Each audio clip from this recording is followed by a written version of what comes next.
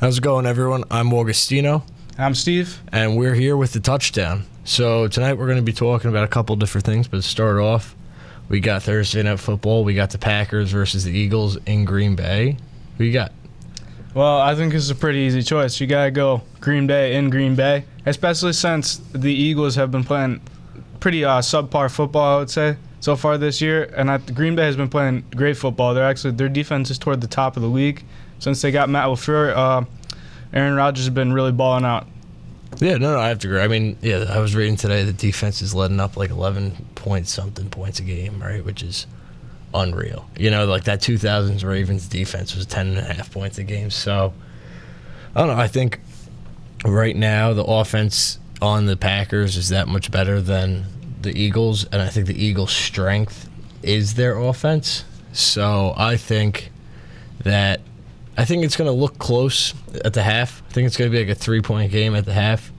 And then I think the Packers are just going to ride it home. Because I think Aaron Rodgers is a smart enough quarterback where if he sees his defense is dominating, then he's not going to go for big plays. He's going to play it safe, and they'll win by 3 or 6 points or 7 points. You know, they'll win by a touchdown or whatever.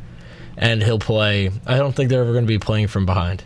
Right. Even if it's close down the stretch, in my opinion, Carson Wentz is an overrated QB. So I think even if it's close down the stretch and the Eagles have the ball with a chance to win the game, I don't think he's going to get it done. I think the Packers will still win the game anyway. No, I agree. And I think that Carson Wentz's biggest problem is he tries to play like hero ball, where he tries to do too much big plays and tries to just like be the guy to win the game. And I think if they're playing behind for most of the game, he's going to start playing sloppy football because I think he's going to start pushing big plays. And the Packers secondary even looks great. So I think the Packers will have him in his hand. You know, and I think it's just, I mean, I think Philly is one of the best rosters, but I think they have it. I mean, look at last Sunday, the receivers, without Deshaun Jackson, without Alshon Jeffrey, they couldn't catch anything, you know, and Whiteside and couldn't catch it, and everyone knows about Aguilar. Yeah, Aguilar dropped about 5 balls last week. Meanwhile, the guy was catching babies, and let Aguilar know that, right? But, so aside from that, I mean, let's go to New York sports. We got the Yankees. They've clinched, as we talked about last time. But last night, Greinke on the Astros almost threw a no-hitter. Verlander's thrown a no-hitter recently, and he's going to win the Cy Young. I think we make it, it's us versus the Astros, to go to the World Series. And I think it's going to be a 7-game series. I would have to agree. I sadly think the Yankees are going to be on the losing side of that 7-game series, though. I think the Astros win in 7, and I think in the World Series as well, I think the Astros and the Yankees winner will easily win the World Series because I think the Astros and the Yankees are by far the best 2 teams, in my opinion. Yeah, I mean, I think who's the strongest case we would play against would be the Dodgers, right? I mean, right now it looks like the Dodgers, and I think the Astros are phenomenal, but I don't know. I think with everyone fully healthy, we might have a shot because we do have that good of an offense. I mean, Stanton came back just crushing it. I mean, I'm worried that our health issues might carry over, right? And then it's like, oh, what if Sanchez gets healthy in time? What if he gets hurt again? Because he's been on and off this season with getting hurt. Stanton, I mean, yeah, like, he's great, but I don't know. I'm just worried that we're going to be injured in the postseason.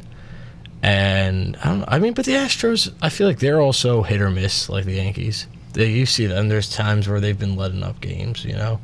Verlander didn't have a great game against Detroit, you know. Right, but the difference is, even when you look at when they were losing, they were still only allowing like 2 or 3 runs. It's because the offense wasn't showing up. So that's what scares me in the postseason. Pitching is very important. And the Astros got one of the most dominant staffs I've seen since the last Astros team in 2016 when they won the World Series. Exactly, yeah. When they first got Verlander, yeah. Right. But they had a better offense back then, I think. I mean, I think it's going to be interesting. I think it's a coin to us. I really think it's whichever team shows up to play the most. But there's nothing you can say bad about the Astros right now. Yes. Right. They are. They're everything you want the Yankees to be. They're like the old Yankees, like the early 2000s Yankees, where you had Mariano Rivera and Andy Pettitte or like Roger Clemens, where it was just this receiving or this pitching core from like another world, where it was like, oh yeah, we're better than you. Right.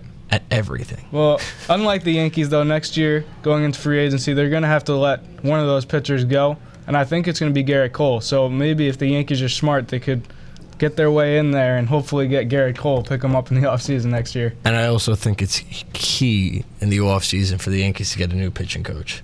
Right. Because it makes no sense how Sonny Gray can go from the worst pitcher on our team to a Cy Young conversation pitcher. You know? It doesn't make sense.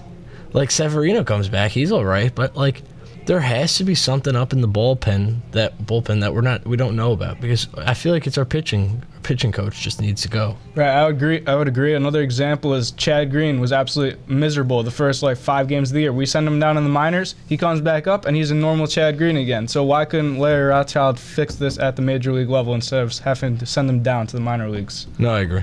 Do you like Cashman as a GM though? Are you happy with him staying, or do you think he should be more aggressive? I think Cashman does a good job. He's made some mistakes, like, for example, the Ellsbury contract. But, for example, this year, people have been complaining that he wasn't aggressive enough for getting a pitcher. I think it was hard for him to get a pitcher because everybody was kind of blackballing the Yankees, and they were asking for way too much, so I can't blame him for that. That's what I read, too, that he was like, it's hard to make a trade when everyone wants to screw you, pretty much. And Greinke refused to go. He had a clause that they could not trade him there. But I saw something where the guy from the Mets wanted to do a deal with the Yankees. I don't know, some BS. But look, the Sox are awful. I mean, so I'm a happy Yankee fan because everyone knows that they won last year. But it's nice to see the Yankees smoke them this year. We're like 17 points ahead. And to me, I'd rather go and not make the World Series rather than see the Red Sox do great. Right. Well, I mean, it is terrible in the back of my mind to know that the Red Sox always do this, though. They win the World Series one year, then they're terrible for 2 years, and then they're back to the World Series again and winning again. So yeah. The Yankees just need to start winning some World Series to get my mood up. Yeah, I mean, I think New York sports is on a rise with the Daniel Jones doing great, Yankees doing great. Now we just need the Knicks. Now we need the Knicks to just... or the Nets. The Nets are closer than the Knicks. Yeah, well, I mean the Nets, but...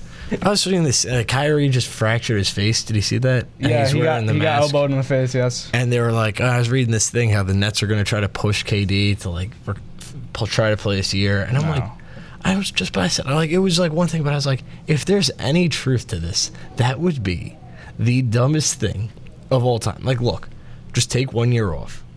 That's it. You're going to have him for 4 more years after that. I don't know. Yeah, right after that, our GM came out with comments and he said KD is done for the year. He's not playing this year. And you see the what's his called the Bucks GM is getting the Bucks owner getting fined $50,000 because he was like, oh yeah, we're definitely going to give Giannis the Supermax next year, and the NBA is like, oh no, we don't want you talking about contracts. It's illegal. It's like, all right, let's be real. You're fining a guy for using common sense. The guy was the MVP. He's been playing lights out. Obviously, they're getting, he's just get on the Supermax, yeah. But I don't know. I think it's going to be interesting. I mean, sports in general. I mean, you see the NFL today signed a deal with DraftKings. No, I did not see that. Yeah, DraftKings is now the first and only official fantasy sports betting sponsor with the NFL. They chose DraftKings over whatever it's called. I forget what the other one was. The one they tried to merge with. If anyone listening knows what I'm talking about. Okay. Well, that's not that surprising. I like DraftKings. Yeah, no, I do too. I think it's smart. I think they're delaying the inevitable, and there's probably so much money in fantasy and sports betting that it just it makes too much sense not to. Right. But we'll see. We'll see how much more the salary cap increases now. Mm-hmm. Because this is going to put a lot of money in the owners' pockets. So we'll see. All right, well, until next time, I'm Augustino. I'm Steve. Thanks for listening.